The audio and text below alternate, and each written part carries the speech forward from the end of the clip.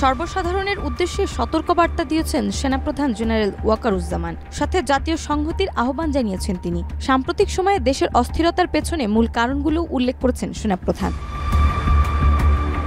সেনাপ্রধান সতর্ক করে বলেছেন, আমি আপনাদের সতর্ক করে দিচ্ছি, যদি আমরা নিজেদের মধ্যে বিভেদ ভুলে একসঙ্গে কাজ করতে না পারি, কাদা ছোড়াছড়ি ও সংঘর্ষ চলতে থাকে, তাহলে দেশ ও জাতির স্বাধীনতা ও সার্বভৌমত্ব হুমকির মুখে পড়বে। 25 ফেব্রুয়ারি জাতীয় শহীদ সেনা দিবসে রাওয়া ক্লাবে আয়োজিত এক অনুষ্ঠানে এসব কথা বলেন তিনি।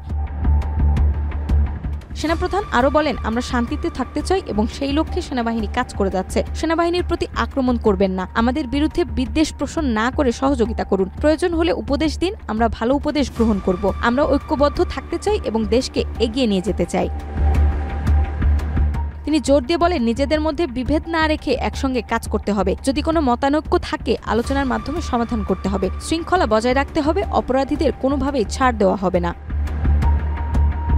দেশের আইন শৃঙ্খলা পরিস্থিতি সম্পর্কে তিনি বলেন, আমরা নিজেদের মধ্যে কলহে লিপ্ত, একজন আরেকজনের বিরুদ্ধে বিষোদ্গারে ব্যস্ত। এটি অপরাধীদের জন্য সুবিধাজনক পরিস্থিতি সৃষ্টি করেছে। যদি আমরা ঐক্যবদ্ধ হই, তাহলে এই চ্যালেঞ্জ মোকাবেলা করা সম্ভব হবে।